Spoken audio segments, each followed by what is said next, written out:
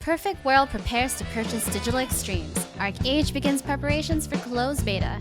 Hi-Rez announces a $600,000 World Championship for Smite. New Skyforge Details emerge, and much more on this week's episode of Free-to-Play Weekly.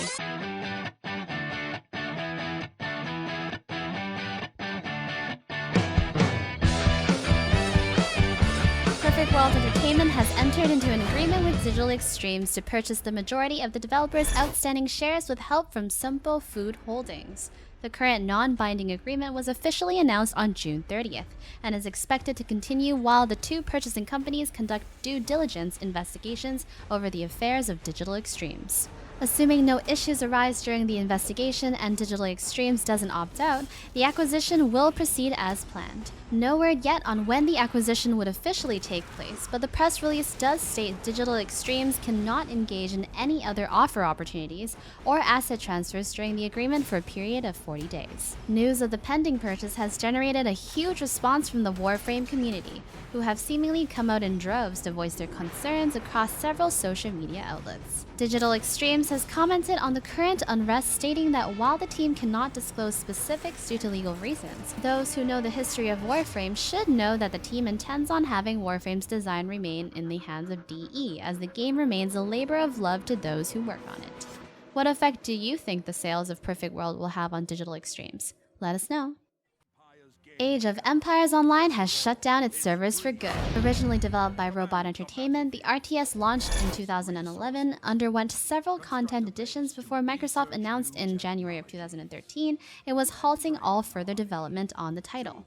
Later that year, Microsoft formally announced the game would shut down completely on July 1st and cited upkeep costs as the reason. A blog post on the Age of Empires website written by AOEO's community manager recaps a bit of the history behind Age of Empires Online while reflecting on some of the decisions the team made, stating, "We were ambitious and risky with AOEO in a number of respects. Some of these experiments worked and some did not." A final statistics image shows Age of Empires Online enjoyed over 500 million completed single-player quests, with players earning over 2 billion EP.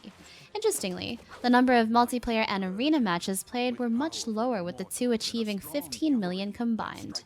15 million is still quite a lot of multiplayer matches played, and single-player quests can sometimes be completed much faster.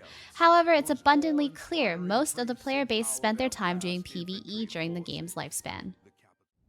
Guess you can say you've made it as a MOBA if you've got yourself a World Championship. While League of Legends and Dota 2 have paved the way for high-stakes MOBA tournaments in the West, Hi-Rez Studios' third-person mythological MOBA Smite can now proudly count itself among the elite, with the recent announcement of Smite's upcoming $600,000 World Championship. Scheduled to be held on January the 9th through the 11th of next year, Smite's inaugural World Championship will take place in Hi-Rez's hometown of Atlanta, where the top two teams from North America, Europe, and China will be joined by the top team from both Brazil and the Spanish-speaking portion of South America to battle it out on stage at the 2,750-seat Cobb Energy Performing Arts Center. Like Dota 2, which used community-driven crowdfunding to boost this year's TI4 championship to an astronomical prize pool of $10 million, Smite 2 will also use community contributions and exclusive content sales to boost the initial prize pool even higher. Hi-Rez has said they'll have more details regarding the crowdfunding options in the near future. Further details regarding the championship qualifying rounds can be found by following the link in the description box below.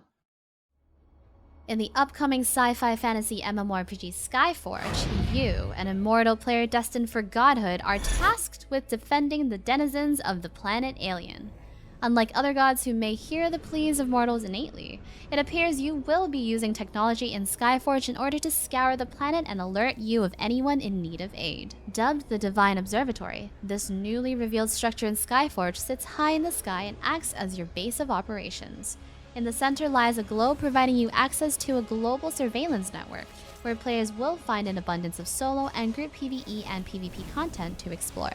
Through the Observatory, players will be able to queue up for over 40 adventures, 5 varieties of PvP, and 10 massive open-world zones. Every 40 minutes, the Divine Observatory will update to show off any new hotspots with events players might be interested in checking out. As players progress, a rating called Prestige will increase, opening up access to new adventures. Prestige is calculated by which classes you've unlocked through Skyforge's multi-class system, along with new abilities you've earned, equipment upgrades, and so on. Unlocking these aspects of your character's progression comes through the use of several resources, which, like adventures, will gradually expand to include new resource types as your prestige grows. As Skyforge is primarily being developed by Elad's team with help from Obsidian, the MMO will initially hold its beta tests in Russia before moving over to North America in 2015. The International Esports Federation found itself in a bit of hot water late last week as it stood guilty of only allowing male players to participate in their upcoming multinational Hearthstone tournament. News of the restriction came after a Finnish qualifier tournament from the IESF announced only Finnish players would be allowed to participate.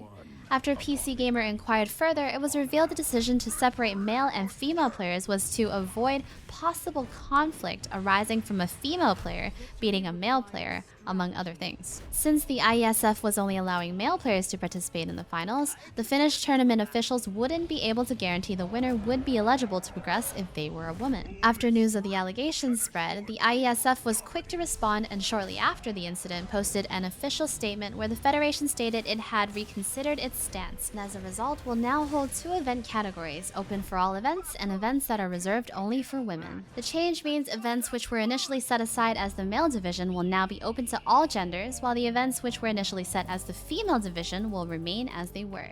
The IESF itself is a South Korean-based organization whose mission is to increase the number of member nations, create regulations for international esports, and host an international world championship, all to promote esports as a true sport.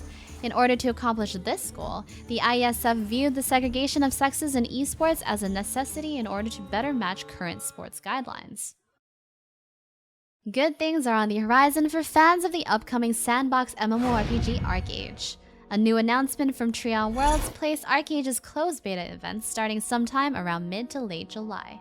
Yes, this is later than the originally planned closed beta schedule set for June, but there's a good reason. The delay is intended to give Trion time to test the new patch 1.2 update for ArcheAge, which will bypass all the controversy-causing issues implemented in the original Korean 1.0 update. In order to prepare for the closed beta, Trion has set up a separate alpha server with all the newly introduced 1.2 changes, but will not include some of Trion's unique additions, such as Gilded Star rewards for international trade routes and storyline quests earning experience. Trion says the decision to leave out these changes was made so that players could focus on testing the baseline 1.2 version first. It's also important to note that the alpha servers operates completely separate from the current alpha server, which is intended to host the upcoming beta build. Speaking of closed beta, ArcheAge's closed beta will be broken up into mini events, which are said to last between 3 to 5 days, with players randomly being sent invitations unless they've opted to purchase any of the game's founder packs.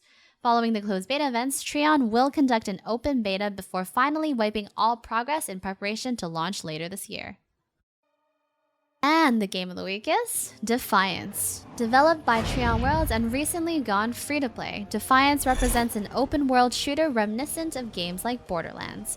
Conceived from the TV show of the same name, Defiance takes place in the future war-torn areas of San Francisco after an altercation with an alien race has left much of the area contaminated due to terraforming. Using armor, weapons, and special powers to pursue fallen alien technology known as ARCs, players acting as ARC hunters must fight their way across a war-torn San Francisco Bay Area in search of greater payloads. During their searches, players will stumble upon a variety of large-scale events which require groups of players to work together in order to tackle various scenarios filled with mutated enemies and massive world bosses. Thanks to Defiance's non-linear progression, players may freely pursue powers and weapon choices which fit their style of play without having to worry about level or class restrictions. Weapons range from standard rocket launchers to acid assault rifles and even infectors which infect enemies with alien parasites.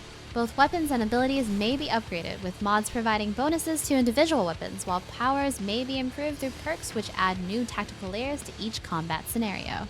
Besides questing and open world events, players may also work together in special cooperative dungeons or against each other in various PvP modes, including Shadow Wars, which pits hundreds of players against each other in open world zones as they fight to claim crucial Arc tech.